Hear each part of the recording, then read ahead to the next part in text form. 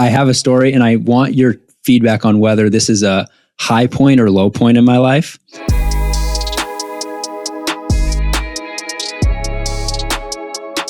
So I'm going to the gym yesterday. I dropped Casey off at class, and I have a beautiful routine in my mornings now where I drop her off for like her 8:30, 9 o'clock class.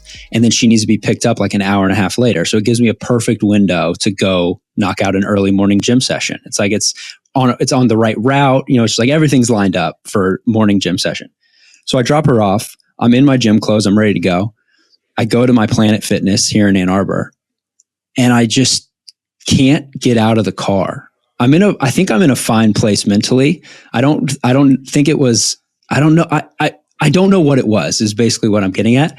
Duncan, I sat in the car for an hour and a half, just outside of Planet Fitness, on my phone, scrolling through social media, couldn't get myself out of the car. It got to the point where I was there for like 45. And then I started thinking, I mean, I guess I could go work out for 20 minutes now, but Casey needs to be picked up in 30. So at that point, it just wasn't worth it. I just stayed in the car for legitimately an hour 20. And then it was time to go pick her up. I backed out of my spot and went and got her. So my question for you is, am I in a good place mentally because I don't feel the need to go better myself at the gym? Or is this an ultimate low point that I legitimately sat outside of a gym 15 feet from the entrance and couldn't get myself to go get better? Okay, so there's a couple of things that I want to speak to before I actually get to answering your question. The first is something we've talked about on this podcast, which you say with your dog that you have a child. If you actually had a child, you would not be able to leave that child alone at your house by itself. You put your dog in a crate. You are thus proving my claim that your level of responsibility toward Yahtzee, your dog, is nowhere close, because Casey's at class, you're at the gym, which leaves Yahtzee by itself. So that is my first response. That was my first takeaway. My second one is I want to build some sort of narrative around what social media has done to all of us, in that is probably way more of a frequent occurrence than it should be. Listen, I think social media has a lot of strengths, brings people together, networking, brings joy, whatever you want to call it. But I think the fact that you are capable of just sitting there in the car on your phone, just staring at your screen for 45 minutes is in many ways summarizes a lot of what's wrong with social media. So those are my two narratives that I just want to touch on. Third, I'm going to take, I've been watching a lot of David Goggins videos recently. And I'm going to take the approach that it is in no way a positive thing that you did that. The fact that you woke up with an objective to go to the gym, to the point where you actually drove to the gym. You paid for a gym membership. You did all these things. And then you put yourself within the proximity of the gym, so close that you're literally in the parking lot outside, and that your lack of follow through, I would say, is not only concerning, but I would go as far to say it's alarming. In that at some point within the next, whatever day or two, I think you should spend some time looking in a mirror, not on your phone, looking in a mirror, and do some soul searching. With that being said, I think everybody has had, maybe not in an exactly comparable situation, but something that is at least similar to the situation that you so eloquently explained. I know I've been in a similar situation, so I'm not faulting you for it. I just think it's good that you're actually bringing it to light, because now you're establishing a certain level of accountability, because you're making it public. If you just went and told yourself, you told Casey, oh yeah, the gym was good. And then, I call you later. How was your day? Yeah, it was good. I went to the gym, and you just start lying. Then we have an issue, but you're at least surfacing the issue so we can talk about it in a public forum, especially public, given that it's a nationally broadcasted, or internationally, I should say, broadcasted podcast. But nonetheless, I'm happy that we're getting out in open air. I do have to come clean that I told Casey the truth when I picked her up, and we laughed about it, but I probably wouldn't have told her if I didn't think I might tell the story on the podcast. So I just had to get out ahead of myself. So that's true. Two, I appreciate you holding me accountable, but I'm going to push back a little bit. Actually, I think that I felt guilty pulling out of that parking spot. I really did. I felt deep down like I couldn't get myself to get in there. It felt wrong. It felt like I missed an opportunity to better myself. But then I caught myself and I thought, you know what? I think my body needed the off day. And so that holds just as much value. You know what I mean? I think that we're caught up in the need to look, shout out to David Goggins. That guy's unbelievable. But I think if I treated every day like David Goggins, I would probably collapse. And, I don't know how. I think it's important that you give yourself rest days. So I thought I've been pretty good at getting to the gym consistently 4 or 5 times a week. I'm getting after it. So if there's a day where I don't feel like walking into the gym, I think I deserve that. Now for you, it's maybe a little different. Your job is to be an athlete. So maybe you have to push through that mental fatigue, but maybe I'm wrong. I mean, do you have days where you're like, you know what? I think I actually would benefit from not touching a basketball today. Yeah, but I think that some of that stuff can be fluid, but I think off days should almost be kind of scheduled as well, in a way where I'm going to talk about it in your context because that's the story that we're unpacking here. But you shouldn't explain away your lack of drive and then justify it in a way like, oh, well, I just needed an off day. Like, no, you should have the night before been like, you know what? I've been going hard 3-4 days. Like, I'm going to take an off day and then find a way to maximize the off day. There's no way you are maximizing your off day by sitting in the car for 45 minutes. Well, that's what I mean? So it's like, it's all about winning within the margins. And I feel like a missed opportunity was had here is my take. No, that's fair.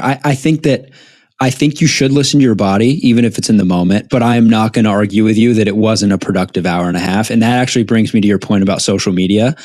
I've been on social media the last year and a half more than ever in my life because of the podcast. And I am without a doubt an unhappier person the more that I'm on social media. I mean, there is a direct correlation and I'm fully aware of it, yet I'm on it. I legitimately, I don't know. I could probably pull up my phone tracking data. I'm probably on social media 5+ hours a day, Twitter, Instagram, TikTok, something. I mean, it is ridiculous. And I know that it's not healthy, yet I continue to do it. And look, this isn't like a revolutionary conversation. People are fully aware of how addicted we are to social media. Did you ever watch the Netflix documentary? Yeah. What was The Social Dilemma? Yes, The Social Dilemma. I mean, it's like, we know the story, yet we're completely attached. And yes, so I sit there for an hour and a half. The hour and a half flies by. And then I'm clearly not in a better mental place because of it. I think the predicament that you fall into is that once again, the justification issue, that you can justify being on social media because it does actually pertain to your livelihood. I guess so. Like you have to stay current. I task you with coming up with stuff to talk about every single week. And you do a great job of it and you're super plugged in and you know what's happening. So in that regard, like it's in a way a necessary evil, unfortunately. We're doing big time work here at the Long Shot Podcast. We're bringing people together. We're building a community. If it's a necessary evil, if you needing to, stare at a screen for 5+ hours a day, I look at it, you could be staring at an Excel sheet, crunching numbers. It's all the same to your eye. Actually, maybe it's not actually. No, it's not. That's the thing is it's probably significantly worse. Yeah. To my eyes, it's the same, but to my brain, it's certainly not. I mean, you're scrolling through social media and just hearing everyone's opinion about everything, and it all carries the same weight because it's just words. It doesn't matter who it's coming from, and it's incredibly dangerous. You quoted Bo Burnham in our interview with PMT, but you didn't give him credit. So to give Bo Burnham credit, it's can anyone just shut the fuck up about anything? It's like, it's just opinion you get drowned out.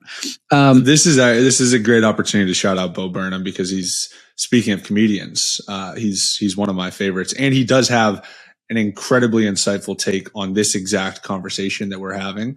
The pitfalls of social media. But anyways, you know what, Dave, I actually have now come full circle. I think you should cut yourself some slack, especially now that I hear that you're in a dark place the last year and a half. Yes. I'm a little worried about you.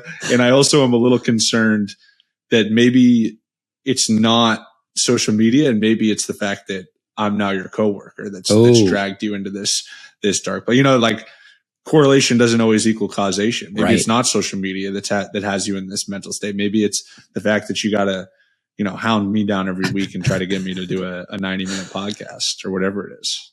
I go back and forth on whether, Because we've joked about it on the pod quite a bit that this is hurting our friendship. We bring it up all the time, and it's starting to become a little bit of a narrative. And so I go back and forth on whether I want to let it remain or not. But I still love you, man. I want you to know that. All right. I want to, Dunk, last week we posed potentially posting a poll to decide what we were going to call this part of the show. I've decided to nix the poll. I like the follow through. I think we go with the follow through. What do you think? I love it. So with that being said, hello and welcome to the follow through, brought to you by the Long Shot Podcast and Blue Wire Productions. This is the follow through. We've kicked around some different ideas, and I guess Davis is the top dog now, so he just kind of what he says goes. So yes. Here we are. Welcome to the follow through.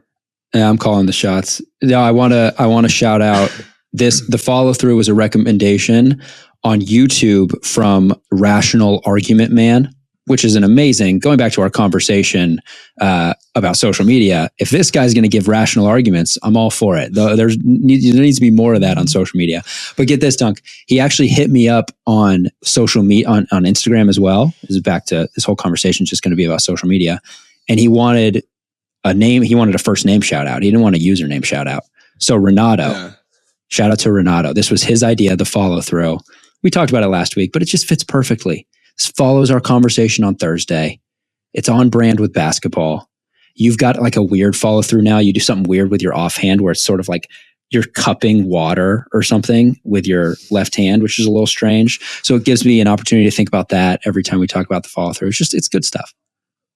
Is that an observation that you've recently had? Like, am I doing something differently than I've always done with my follow through? No. This was NBA Duncan. I think I don't know what it was. I don't know who. I would love for your take on this. I don't know when this happened or when this changed, but I remember watching you work out in Miami before last season. I think this was like late 2020. And I remember noticing it then. But is this something that you consciously changed, or is it something that's just been evolving over time? I mean, Dave, I actually have no idea what you're talking about in terms of my offhand. So my guess would be that no, it was not intentional. It's probably, I do over exaggerate. Like, you should shoot the ball with just your dominant hand, right? Like, at some point, your guide hand should remove from the basketball before you let go. And maybe it's just me naturally like kind of exaggerating that to ultimately shoot a straighter shot. But yeah, to be honest with you, I really don't know what you're talking about. A lot of the shooting stuff is interesting. People will be like, "Hey, I noticed you do this." Like, some of the stuff, yes, is for sure intentional and like deliberate and thought through. And some of it is just like instinctual. That's why I always try to communicate to people that like shooting is very much an art, in that it requires a certain level of technical skill, but it also requires a certain level of creativity and different strokes for different folks is what I like to say. And people always like that one. And I think it applies particularly. It really applies to rowing, and it applies to shooting, like rowing strokes, or swimming actually too. Different strokes for different folks. But yeah, so with that being said, it's a combination of things that are intentional and thought through, and other things that are just kind of like instinctual. But I now know what I'm going to do after this episode tonight. I'm going to find a couple examples of this. It's not going to be hard. And I'm going to send you photos. After you let the ball go, your left hand is upside down, cupping the air. It's almost like you're trying to hold something precious, like an egg, without letting it crack. I don't know what it is, but you didn't do that in college, as far as I am aware. So, maybe it's self-conscious or subconscious, but it's working. Well, instead of pouring through more social media and internet photos, why don't you just take the night off after this, Dave? You know what I mean? Just like take a breather, light some candles, maybe pour yourself a glass of wine or something, and just kind of relax. It seems like you've done plenty of perusing the internet. No. In the words of David Goggins, you can't take a day off because somewhere out there, someone isn't taking a day off. I think that's a direct quote. I don't think David Goggins said that. I'll tell you one thing that I have started doing because of David Goggins, and I think anybody could ultimately get access to this. And I actually swear by it that it has a don't know if it's a psychological or a physical or a combination of the two impact, but fully immersed polar plunges. So if you find a cold tub and you just go entirely underneath the water, like a lot of athletes will like just go in a cold tub, like up to their waist or something like that. And what I've started to do is just do entirely like under the water and see how long you can stay down. Goggins does a lot of that type of stuff. He also does a lot of cold showers, which I think have the same effect. But the way it like shocks the nervous system and just like gives you, I feel like a jolt of energy, but also like endorphins that I think would bode really well for you actually, David. So I'm actually speaking directly to you and actually not people. I appreciate that. This episode is weirdly turned into a little bit of a cause for concern about kind of where you are with your lack of motivations. So maybe check out a cold shower or two.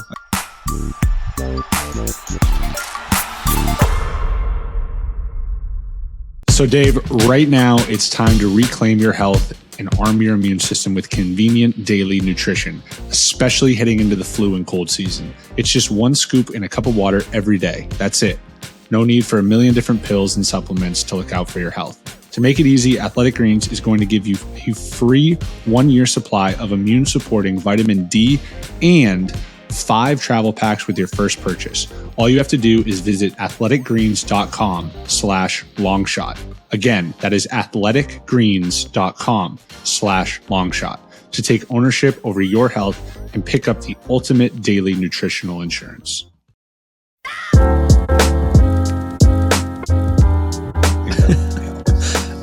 You know what? I could never get into the cold shower. There was a phase in my life where I tried it. I remember reading somewhere, how great it was for you. You do it for a week or whatever, and I think it's probably placebo effect. You think that you're, now this Greek god because you put cold water on your body for 30 seconds a morning or whatever it is. Couldn't keep up with it consistently. Maybe this is saying something more about me than the cold shower. But I couldn't get into it. I miss the Exeter days when we had the cold tub at our disposal because that made it so easy. Post-workout, we would just plunge in there. That was great stuff. And the hot tub was right next to it. So we'd go back and forth. We'd do like 5 and 5 or whatever it was. And we were convinced that not only was it NBA treatment that we were getting, but it was making us significantly better basketball players. And again, whether that's just mental placebo effect, I'm not sure. But honestly, if that's what it is, it's still working. I mean, first off, I think contrast baths very much do actually have a scientific, have been proven to scientifically benefit athletes and blood flow and all that sort of stuff. Second off, we've talked about how we went to a very affluent boarding school and it very much does not make us long shots. And you're also really painting that picture for everybody by letting everyone know that our treatment rooms had full-fledged cold tubs and hot tubs. So I just wanted to we were spoiled. Just wanted to point that out. Yeah, 100%. There was something else I wanted to talk about. There was something else that you had just said. Oh, it was this. You talk about not being able to do a cold shower beyond 1 week. It's interesting. I feel like if you make a mental commitment, right? I'm going to cold shower every day for a month, okay? Or 6 weeks, or maybe it's 5 times a week, whatever it is. And you make that pledge. Then when you wake up in the morning, I think my point is that there's more to this than just the actual benefits of taking that shower. When you wake up in the morning, every morning that you wake up, you're now faced with a decision. Am I going to stay true to my pledge or am I going to wilt? Very similar to how you wilted away from the gym. You have the opportunity to set the tone for your day by saying, no, I'm going to make a decision to stay true to the word that I committed to. And I think that alone has power. And I think maybe that if you committed to a few more cold showers, you would have been in that gym the other day working out. You wouldn't have been on your phone, but you would have been in the gym because you would have been committed to a day of productivity. You would have been committed to a day of self-improvement. But when you fail to do so, then you're creating this domino effect of just doing whatever you want for the day. Hey, I'm just going to do whatever feels good. All right. Well, you know what? Sometimes you got to go through pain. It's like that book, The Sweet Spot. Who Paul Bloom, maybe? Is that his name? Yeah, Paul Bloom. I didn't read the whole book, but I read some great excerpts from it. And he has some great takes on there is a necessary amount of pain that needs to exist within life, because it's what first off allows you to experience, pleasure and positivity, but also it like teaches you something as well. Like pain is a necessary evil. So there's my diatribe about your lack of whatever it is that you lack. And honestly, it's disappointing, because the Davis that I knew was, up at 6 a.m. getting shots at Phillips Exeter. And now I've seen you turn into this media mogul, part-timer in the gym. And it's discouraging, but I guess we can unpack this at another time, maybe off the airwaves. A couple things. One, I'm ready to run through a fucking wall. That was beautiful. You know what? Actually, I'm going to go hop in the cold shower as soon as we get off this call. I love that. And it was motivational. But secondly, Dunk, priorities change, baby. Now it's 6 a.m. You know what I'm doing? I'm scrolling Twitter, making sure I'm up to date with what's going on. And is it slowly deteriorating me mentally? Yeah, maybe it is. But I'm doing it for the long shot community. And if that means that I got to be on Twitter for an hour outside of Planet Fitness on a cold February, March, wherever we are day, I'm going to do it because I care about my craft. And my craft is no longer shooting corner threes for, 10 times a season. No, now I'm on social media trying to better the long shot community, man. Right.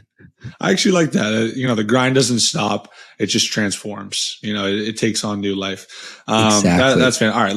Let's regather some structure here. Is there a question of the week or something that we want to get to? Yes, but before we do, I want to quickly get your Victor Oladipo takeaways, because we're recording this after his debut with the Heat. Well, not debut, but his return to the Miami Heat on a minutes restriction, 15 minutes, but he looked great. The Heat fans gave him an incredibly warm welcome. He was exuding such a positive energy, all smiles. It just felt like there was some really good juju in the air with him back on the court. I was wondering if that's just coming through the TV or if you felt that too. No, I definitely felt it. And from all parties, all directions. I mean, Vic is just a very charismatic individual, from his dancing, his singing, his play style. He's always got a smile, very upbeat, even through like a grueling rehab process, maintained such a positive spirit. And then also like the reception of the fans was incredible. I mean, the marketing campaign of Depot Day was awesome. And then to see it like play out the way that it did, in terms of, having his name chanted and just the love. And it was just special to be a part of, like watching him check in and seeing everybody go crazy. Like I even got like some chills and had a little emotion. It's like, I can't even imagine what he would be feeling right now, especially given all that he's endured and the different adversity and forms of injury. So, I'm super happy for him that he's back out there and playing, and obviously, just want him to stay healthy. And he just adds a different dynamic to our team, which is exciting, in a lot of different ways. So, was fun to be back out there with him. We actually didn't play any minutes together, I don't think, because we just flip-flopped. Yeah, you guys were each other's rotation. Yeah, but nonetheless, it was just cool to just watch him play. It really was. He had an incredible post-game press conference where you could tell how grateful he was, how appreciative he was, how proud he was to be back on the court. It was awesome. Also, I want to clarify, it sounded like you said, God, what a great day Debo Day was. I thought you were claiming that as your own day, but it was Depot Day. My brain for a second thought you were selfishly referring to his return as Debo Day, which would have been amazing. Well, how about this for a transition? Let's talk about Debo Coin. Whoa. Debo had his day. We've moved on. No, I'm just kidding. You're on fire. But Debo Coin, we're still onboarding people and we want more people. I'm giving it away. And for free. I'm going to for free. Be free continuing 99 to give it away. Yeah. Free 99. And yeah, it's like, I'm trying to figure out the best way to communicate this, but it's basically like I sent out a series of tweets that I think did it. And actually you helped with the crafting of those tweets. So thank you for that. You went from not tweeting at all to tweeting like 7 tweets at once, which is an incredible increase in rate. I know. Wild behavior. But it's really just about access and creating more access. I've found really through this podcast that there are people that are legitimate fans and feel like they, have invested the most valuable resource of all, which is time and energy into my career and so much more than just me playing basketball. And, for people like that, I just want to be able to pay it forward and pay it back. And, we've already done some cool giveaways. We gave away, everyone who was in there in the Discord got a free Top Shot moment from me. We've given away some tickets. We're doing the March Madness bracket where the top 3 are going to get some prizes and also featured on the long shot, as in like you will be a guest on the pod, just a brief cameo, which will be fun. So there's some really cool stuff going on, and like I said, it's just about continuing to grow that community and just strengthening it over and over. So it's like I said, it's free. It's a little bit of a process, I will say, but you just sign up through Rally, you get your free Debo coin and join the Discord. Yes, I'm gonna break that down again, just in layman's terms, because that's how I'm still registering this stuff. You can legitimately go claim Debo coin for free. You get it sent to you. You just gotta sign up, and then you get access to. Yeah, we're basically going to be giving things away to people who are holding Debo. The first thing we're doing is we're doing a March Madness bracket, and like Duncan said, the winner of that bracket is coming on the podcast, baby. We're going to ask you all about your picks. Getting tickets to a game, a jersey, there's all sorts of signed stuff. Jerseys. Yeah. Duncan's got way too many things, just too many things. Yeah. It's time that we clear his closet out.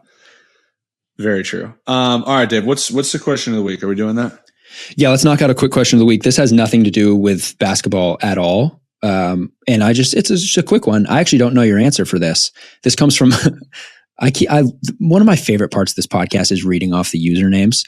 This is Lizard Eggs on Discord, and they ask, go to fast food place and order at that fast food place. Are you still eating fast food at this point in your life? I couldn't tell you. Well, I've eaten Chick-fil-A recently, but that's just because it's always on our plane. That's the only fast food that I've eaten in the I couldn't even tell you last time I ate we're talking like McDonald's, like that type of fast food.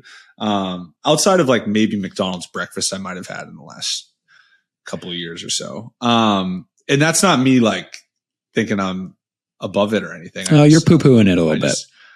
No, I'm not. But my go-to restaurant is, I think it's the best fast food that there is, and that's Raising Cane's.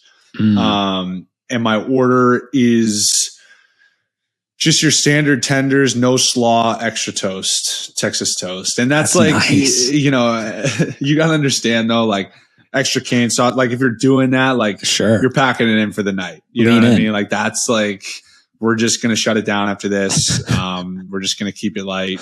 And that's, I will say like Raising Cane's is really good. It's really good. Chick-fil-A is really good too. So like I think those two are up there with probably the best. In-N-Out's really good. I do think In-N-Out's interesting. Like there's something, and this is an interesting business model, but like the scarcity component of In-N-Out for East Coasters, I think actually plays a role. Like when you're on the West Coast, you're like, oh, well, I have to get an In-N-Out. So that also is one that intrigues me often. But what about you, Dave? Yeah, well, first of all, In-N-Out it's just a cultural thing. That's all it is. The burger's average. Raising Cane's, do you do the tender in the Texas toast, make like a little chicken taco? No. And that wouldn't be a taco, that would be a sandwich. Well, if you fold it, I'm not talking 2 slices, I'm talking 1 slice. You put the chicken in there, you fold it like a taco. Right, but it's toast, so it's a sandwich. Well, if there's only 1 slice and you're folding it like a taco, I think it has some it resembles that of a taco. I think it could be either. Are you one of those psychopaths that thinks that a hot dog is a taco? Because if you are, I think we need to stop doing that. See, that's actually a very fair counterpoint. A hot dog is not a taco, making that probably also not a taco, but it resembles a taco. To answer your question, Taco Bell. I mean, come on. If you said if you're going to do it, you just do it. It's like, that's Taco Bell. It's like, you're telling me, I can't believe you haven't just like wandered into a Taco Bell in the last, 3 years or whatever it is. But cheesy gordita crunch. I mean, come on. Oh, I used to crush cheesy gordita crunches. Dude, come on. I mean, Middle school, that was dangerous behavior. All right, let's get to our long shot feature. This one's personal. Shout out to Nik Stauskas. Yes. Nik, Michigan legend, Big Ten Player of the Year, lottery pick, the pride of where's he from in Canada? I'm going to butcher this. Mississauga. Nice. From Mississauga, Canada. St. Mark's basketball, New England roots. You know, he's every step of the way in my career. Honestly, Nik has been somebody that I've looked up to, and I had the opportunity to actually be his teammate for the first time earlier this year. You know, we missed each other at Michigan, but he, like I said, he was somebody that I watched a lot of film of. But we were teammates for the first time this season with the Heat. He signed a 10-day, and we never actually played together. But he played well with the Heat, and he's just been going off in the G League. He had 100 points in 2 games back to back. It was like back to back games. Had 57 and 43, I think. Might have botched the numbers there, but I think that's right. And has since signed a deal with the Boston Celtics. And such an awesome story to see. To just talk about the perseverance, the diligence. You just got to imagine. And we actually had the opportunity to like kind of sit down and grab dinner when we were in Phoenix, and to just hear like everything that he's been through, the highs, the lows, like the mental battles, the adversity. To see somebody stick with it the way that he has. And come out the other side and ink an NBA deal again after so many people very likely counted him out is just really cool to see, because he's one of those unique situations where it's like, he's relatively unrecruited coming out of high school. Then he rightfully so develops all this hype and is such a good player at Michigan. Then he has a little bit of a struggle of an NBA career, just in terms of bouncing around. Like, he just didn't have any stability. It's not that he didn't play well. It's just that he didn't have any stability. Finds himself all of a sudden, after being a lottery pick, out of the league. And now he's found his way back in, which is so hard to do, because once you're out, there's so many examples of it. It's just so hard to get back. And I'm just super happy for him. Yeah, that was beautiful. Very well said. I think for me, I mean, I obviously don't have a relationship with Nik like you do, but for me, it's just an example of how quickly things can change. Like, he's always been a really good basketball player. He's always been completely capable, but it's so situational. He was bouncing around in Europe a little bit. He was actually in Baskonia with Siobhan for a quick stint. Yep. And then he's bouncing around the G League a little bit. And then it's just, he starts to catch a rhythm. He plays really well, unbelievably well for a 2-game stretch or whatever it is. But it's obviously not just that. He's built up his resume. And then then you get a break. So awesome to see him back. I read an article where he referred to this year as sort of his make or break year. So how awesome that it was a make year, because it can easily go the other way. It's just situational. For a lot of these guys, it's just situational. And we've talked about that, but yeah, amazing story. Awesome story. Yeah. Well, we hope you enjoyed the follow through. Now that we have coined a name. We also hope you enjoyed Sam's interview yesterday. We had a lot of fun with that one, and we're looking forward to having more guests on here in the near future. But yeah, as always, thank you for tuning in to The Long Shot. Dave, do you have anything else? No. Peace out, people. Cheers.